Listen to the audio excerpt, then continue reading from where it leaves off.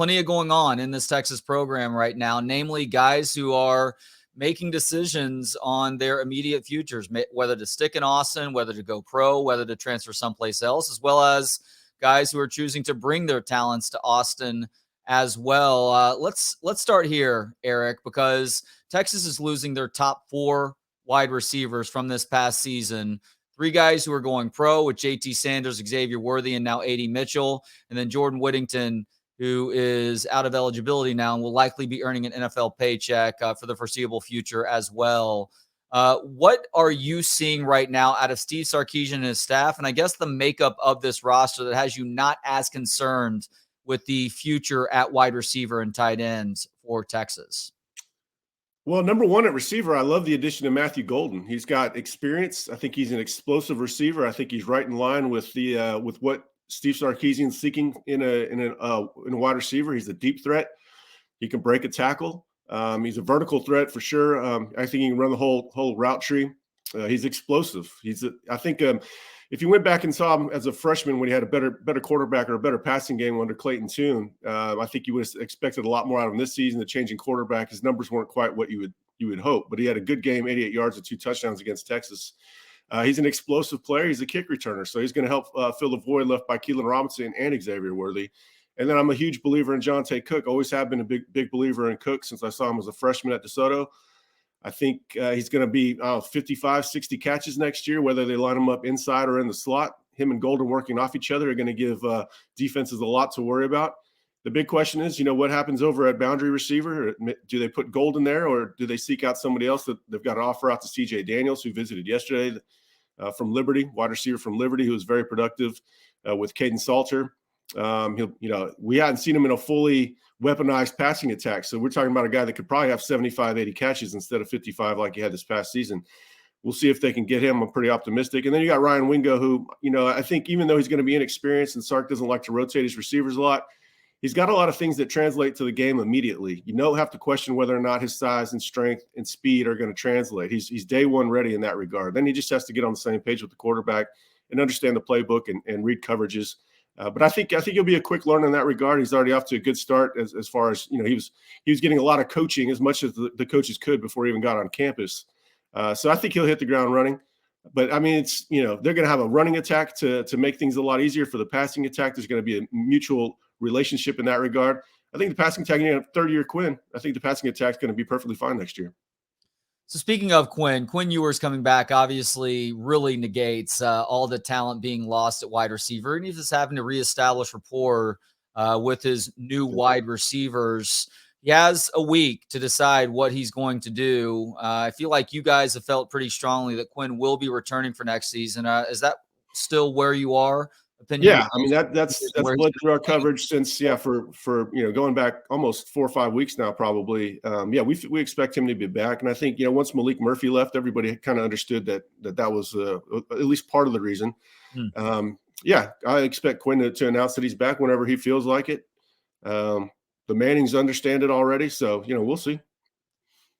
It's amazing to me that there is a contingent of Texas fans that are arguing for Quinn Ewers to move on to the Arch Manning era can start. It's just one of those moments, Eric, where it proves to me that not just Texas fans, but sports fans really cannot have nice things. Yeah. I understand that sometimes the grass is actually greener, but to have gone as long as Texas had without consistent play at quarterback, and I realize Sam Ellinger was an exception, although there was a little bit that was left to be desired with Sam Ellinger as a thrower too. To have a guy like Quinn Ewers who has taken the steps that he has from one season to another, but to potentially get a third year of that, of a former 5-star who was the top quarterback in his class before he reclassified to enroll in Ohio State early. I guess it's just amusing to me is the bottom line that we can't have nice things sometimes, including at quarterback. Yeah, I think, fans are just projecting immediate greatness on Manning, in part because of his last name, in part because of his stature and his talent. I think he's going to be fantastic. I think he's probably going to be no slight to Quinn. Eventually, I think he'll probably be the best quarterback they've had as far as a passer coming out of the school, pretty much ever. So I think there's reasons to be excited about it, but you can't make up for experience in one offseason with, he had what did he play in 2 or 3 games this past year and very limited. There's no, it's senseless to me to want Arch to start next year over Quinn. That doesn't make any sense. So I think you're going to see a different Quinn next year. We knew we were pretty accurate on what Quinn was going to be this year, better, but not certainly not a finished product. I think he got better throughout the season. And I think next year you're going to see him a lot more comfortable in the drop back passing game. I think his recognition of coverage is going to be a lot better. He's going to become a lot better, well-rounded quarterback. And I think he's probably going to be a front runner for the Heisman. So, I think it's easy for fans to want what's next and project greatness on somebody that's just a blank slate. But, I'm excited about Quinn coming back, assuming that he does follow through.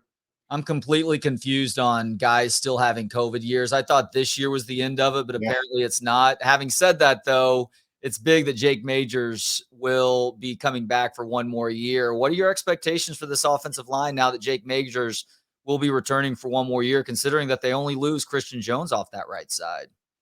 Yeah, it's still going to be interesting to track because you're going to have some competition. Are they going to move Hayden Conner over to right tackle to compete with Cameron Williams? If they do that, then you've got Neto Umeozulu and Cole Hudson battling it out for left guard. I'm a big fan of Hudson. I haven't seen nearly as much as Umeozulu. Of course, he's got significant upside. Both of them are, I think, significant upgrades as far as run blockers over Hayden Conner. Jake Majors, of course, coming back. I hate that he got hurt versus OU, but I'm happy for him in that he finally started getting the credit he deserved once he started missing some time. Fans were not appreciating him enough. DJ Campbell, I think, is going to be much improved. He'll start, moving a little faster as far as his processing speed. He got better throughout the entire season, I felt. I expect him to have a big offseason. I think he's going to be a really good road grader over there. If you pair him with Cameron Williams in the run game, you've got something serious on that side. That's going to be, 400 pounds damn near. And then you got Hayden Conner and Cameron Williams. Hayden is probably a better pass protector right now, and that's important at right tackle. So Cam's going to have to tighten up his kick step, get a little quicker. But it's overall the offensive line is going to be the best we've seen in quite some time. It's finally going to have experience pretty much across the board, especially if Cole Hudson wins a job. Cam Williams is always going to be a big, heavy dude. How important is it for him to get more control on his overall physique, though, this offseason in order for things to start clicking? Yeah, he's fluctuated a little bit like us fat dads have throughout December. He's fluctuated in his time. He got down to about 330, 340 his first offseason at Texas. So I think he's probably back up around 360 or so. I probably want him down around 340, but it's really what, the right size is wherever he's comfortable, wherever he's, holding up. And he's going to get a good barometer going up against Colin Simmons in practice. If you can stay in front of Colin Simmons, then it really doesn't matter what your weight is. But yeah, they're going to want to get him as quick as possible. And that'll entail leaning down a little bit. He's going to have to go up against some really good pass rushers in the SEC. So, we'll see. But I think, he'll probably hold off Hayden Conner, I think, but I don't know. Hayden's a better pass protector than he is run blocker, and you're gonna select for that at tackle.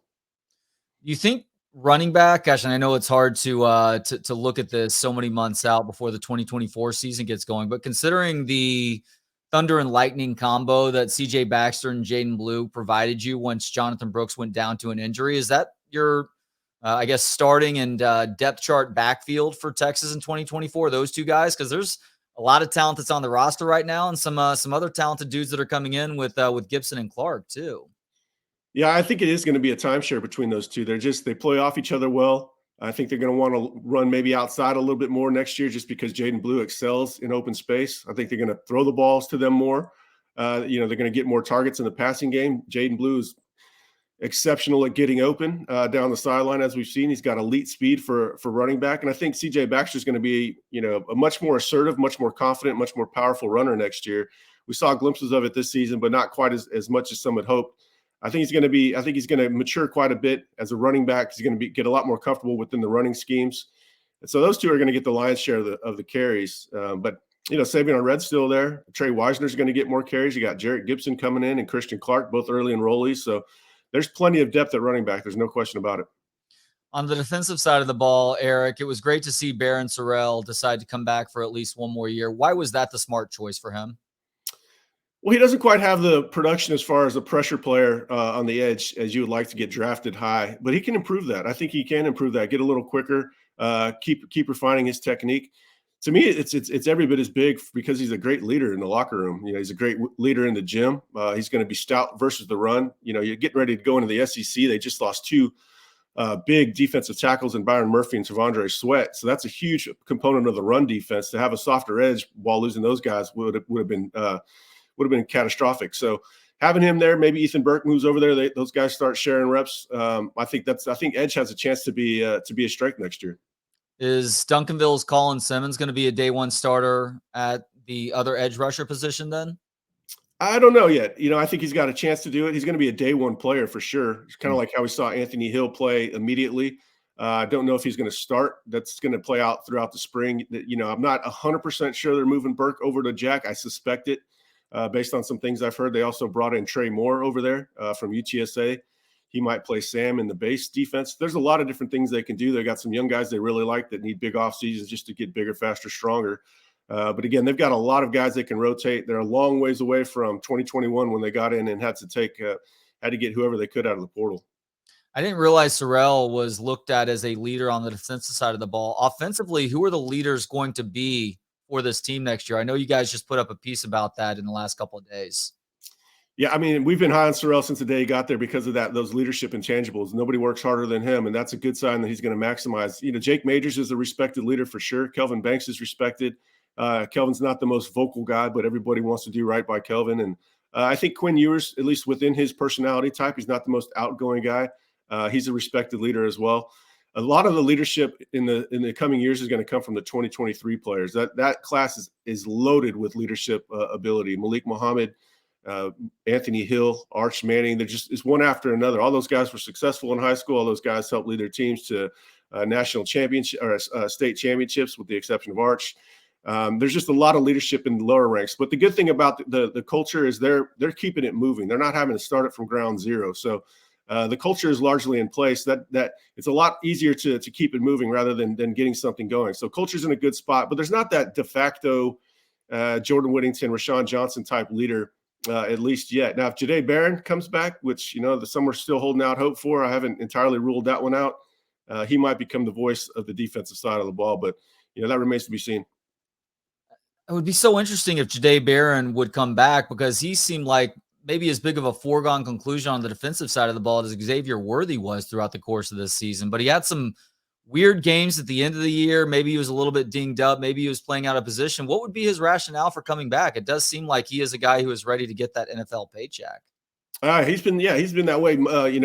Finances can be a good motivator. Him and Xavier are two peas in a pod. Rolling around town, taking pictures, living that pro lifestyle already. Not in a bad way. They're good dudes. They work hard. But I think he probably didn't get the grade that he wanted.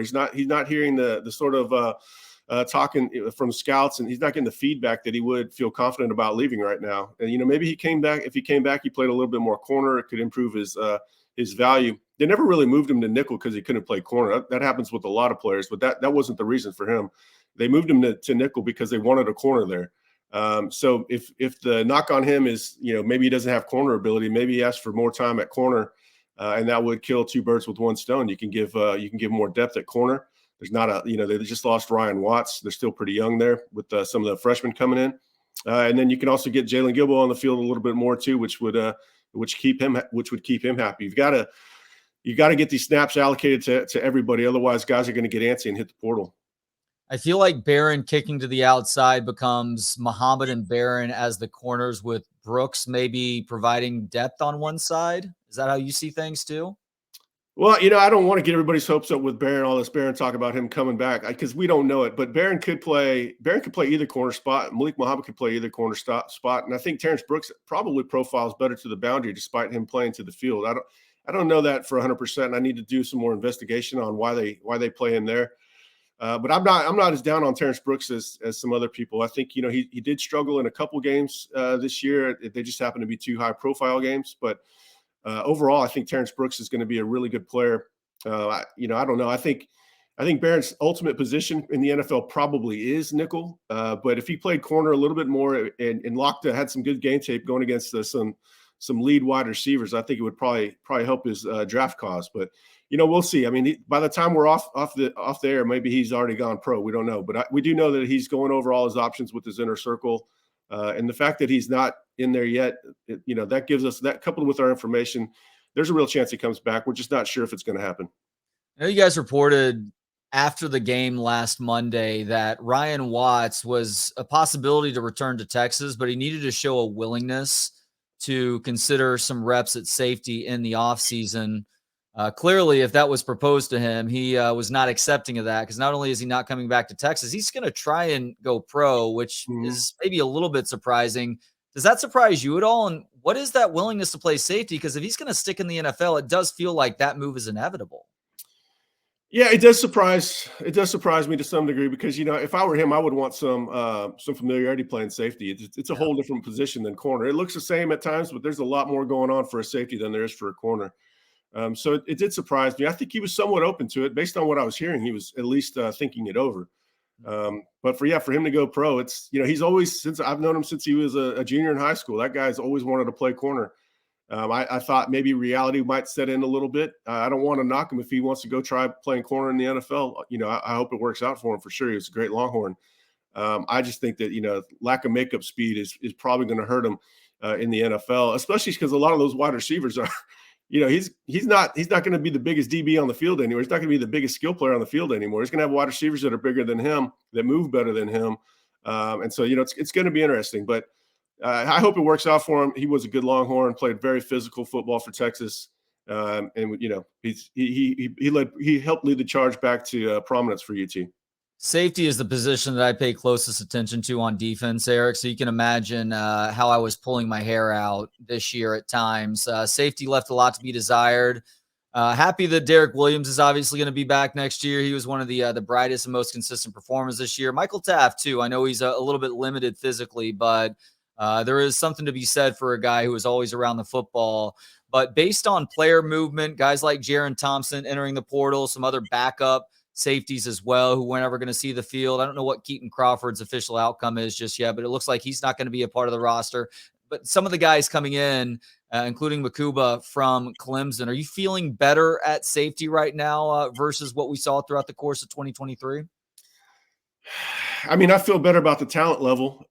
Experience is always a concern. Experience goes a long way at safety. I know we saw experienced players like Jaron Thompson. He got beat over the top a few times, but experience is very important at that position, just like quarterback and linebacker. So on paper, I feel really good about it.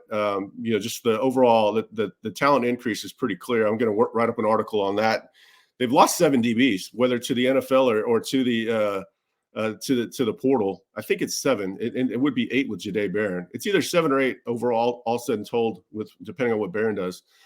So that's a lot of turnover, and cohesion in the secondary is important. Again, we feel good about the corners, at least pretty good. And I feel good about Derek Williams and Michael Taft. If they have to start those two next year, they're probably in pretty good shape. But depth behind them is a concern. Makuba, I think, has a chance, depending on what Barron comes back. See, that's part of the value add if Barron comes back. If Barron came back, he's at nickel, and Makuba probably stays at field safety. That's where he's played his best football at Clemson. And that's why Barron coming back could be big, just beyond nickel playing at a high level. It could have downward effects on safety as well. I'm a believer in Taft. I felt Taft was the best safety this year. At times, he's the best DB, regardless of position. I don't know if that's great for the program, but it's great for Michael Taft and how much work he's put in. So he'll be good. And I think they're going to mix up their coverages more than we saw last year. Probably not nearly as much cover 4. I think they'll be in cover 3. Put Derek Williams down on the slot. You got Taft roaming center field. It could work. But then you got Jelani McDonald, who's a very exciting football player. We saw him on special teams this year. He played last year at star nickel. I never felt he was going to stick there just because the coverage duties are a little bit too difficult for somebody his size. But he's certainly an athletic upgrade at safety. And then you got Xavier Filsamy coming in. You got Jordan Johnson-Rebel coming in, who has a high football IQ and could probably play a little earlier than people realize. So, they're throwing bodies at the problem, and they're increasing the baseline talent at the position. How quickly can it come together? Now that remains to be seen. I'm not sure of what to make for linebacker next year. Jalen Ford just officially announced that he's gone. Again, another one of those COVID guys. I had no idea that he had a year of eligibility left if he wanted it, but it's probably for the best that he moves on to the NFL now, as much as it hurts to lose his productivity. Anthony Hill played reps at that regular linebacker spot, even if he was a little bit of a liability in pass coverage. Really saw David Benda come on later in the year as well. And then, of course, Maurice Blackwell, when he got healthy, provided some really nice reps for this team too. What does linebacker look like for Texas next season as it stands right now? I think there's a good chance that Anthony Hill moves over to Mike and takes over for Jalen Ford's spot. That would be obviously Jalen Ford had 10 and a half tackles for loss this year. You put an athlete like Anthony Hill there who had 5 sacks, that's not going to tail off much. So we know he's going to be good downhill. I'm a believer in Anthony playing in reverse and coverage as well. Coverage is a lot of times coverage isn't just athleticism and mobility and fluidity. It's understanding of where to be. It's recognition, using your eyes, having your eyes in the right place. And I think that requires time. That goes back to the experience that we were talking about at safety.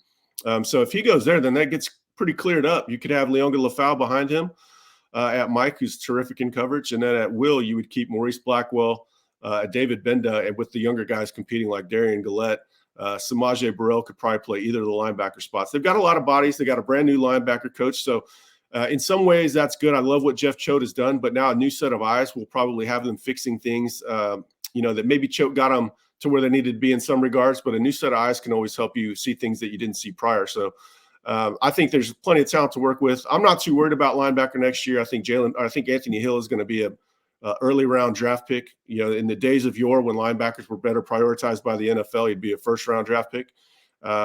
So I think they're going to be in good hands at Mike, and then we'll see what happens at will. They've got bodies, they've got athletes, and they've got some experience. Just not sure how it's going to play out. But Darian Gillette will be one we'll watch closely in the spring because he's got significant athleticism. Maybe he becomes the guy on third down. Whether he use off the edge or blitzing. Texas just replaced Jeff Choate, who has taken the job at Nevada, with former Arizona DC Johnny Nansen. I don't know a whole lot about the guy. He is the co-DC here now with Pete Kwiatkowski. What can you tell the people about Coach Nansen? No, he's a home run hire. Absolutely home run hire. He was with Steve Sarkisian going back to Washington, 2009. Before that, he played at Washington State. He played linebacker at Washington State. Coached in the smaller ranks at Idaho and Idaho State, I believe. Followed Sark from Washington to USC, stayed on at USC after Sark's departure. Was at UCLA. Recently has graduated from position coach to coordinator, did a sensational job revitalizing the Wildcat defense. He's a heck of a coach. He's coached multiple positions. The reason he's coached so many different positions is people have always tried to find a home for him on a staff because he's a terrific recruiter. Sark loves the West Coast. He loves recruiting that area.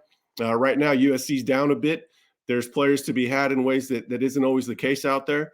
And now they got a hammer, a guy that can go out there and recruit for Texas and the West Coast. He's got tons of ties, tons of familiarity with high school coaches. He's recruited at an extremely high level throughout his career. I think I counted up, he's landed 26 total 4 or 5 stars, and that's just the guys he's given credit for. He's not just going to recruit linebackers. He's going to be a volume recruiter and recruit different positions. So really, it's a home run hire. You think we see a change from one of the position coaches in the secondary? I know some questions have been asked about Terry Joseph and Blake Gideon, but ultimately, do those guys still have their jobs come spring and into the next season?